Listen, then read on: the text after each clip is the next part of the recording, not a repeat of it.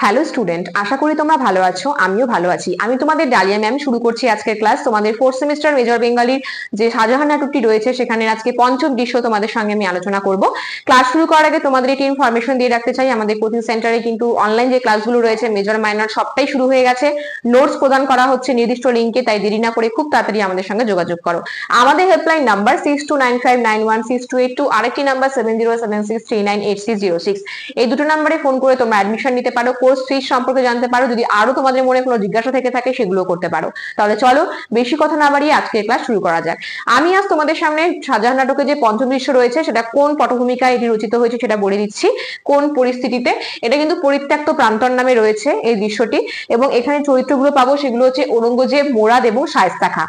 দেখো, প্রথমেই রয়েছে যে ঔরঙ্গজেব রাতে কিন্তু একা বসে আছেন, হয়তো তিনি খুবই চিন্তিত, এবং সেখানে এসে হাজির হচ্ছেন মোরাদ। তোমরা আগে থেকেই জানো যে শাহজাহানের পুত্র এরা, ঔরঙ্গজেব মোরাদ এরা কিন্তু সব শাহজাহানের পুত্র।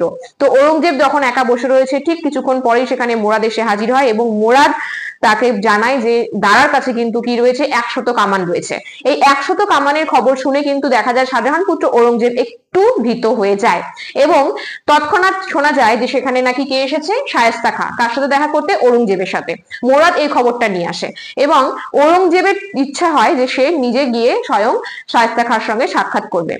তারপর তিনি যখন সাক্ষাৎ করতে চলে যান, মোরাদও সেখান থেকে প্রস্থান করে, এবং পরবর্তী সময় যখন ঔরঙ্গজেব শায়েস্তা খাঁর সঙ্গে দেখা করে ফিরে আসে, তখন সেই শিবিরে মোরাদের কাছে গিয়ে ঔরঙ্গজেব বলে যে আমরা দারার বিরুদ্ধে বিদ্রোহ করব না, দারার যে সৈন্য রয়েছে তাদেরকে আমরা আক্রমণ করব না, আমরা খুব তাড়াতাড়ি কি করব, আমরা স্বরাজ্যে ফিরে যাব, এবং এমন রাস্তা দিয়ে যাব, অর্থাৎ খুব তাড়াতাড়ি যে রাস্তা দিয়ে যাওয়া যায় পাহাড় পেরিয়ে, সেই রাস্তা দিয়ে রয়েছে, সেই রাস্তা দিয়ে আমরা সেখানে চলে যাব।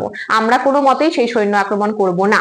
কারণ যদি সিংহাসন পেতে হয়, ঔরঙ্গজেবের কথা হচ্ছে এটাই, যে ঔরঙ্গজেব বলছিল যে যদি সিংহাসন পেতে হয় তবে কিন্তু আমাদেরকে এই কৌশলেই সিংহাসন পেতে হবে, অর্থাৎ কোন রকম ভাবে আমরা কিন্তু আক্রমণ করব না এবং দারার সৈন্যকে স্পর্শ করব না। এই বলে কিন্তু দেখা যায় যে আমরা দেখি যে ঔরঙ্গজেব কিন্তু কি করছে, ঔরঙ্গজেব এবং মুরাদ যাত্রা করছে নিজের রাজ্যের দিকে। এই যে পঞ্চম দৃশ্য পরিত্যক্ত প্রান্তর, এখানে কিন্তু আমরা দেখতে পাই এই ঘটনাটি। এবং তোমাদের এরপরে রয়েছে ষষ্ঠ দৃশ্য এবং সপ্তম দৃশ্য। তো তোমাদের বলে রাখি, প্রথম যে অঙ্ক রয়েছে, এই প্রথম অঙ্কের মধ্যে কিন্তু রয়েছে 7টা দৃশ্য। 7টা দৃশ্যের মধ্যে মোটামুটি তোমাদের পঞ্চম অর্থাৎ 5টি দৃশ্য কিন্তু হয়ে গেছে।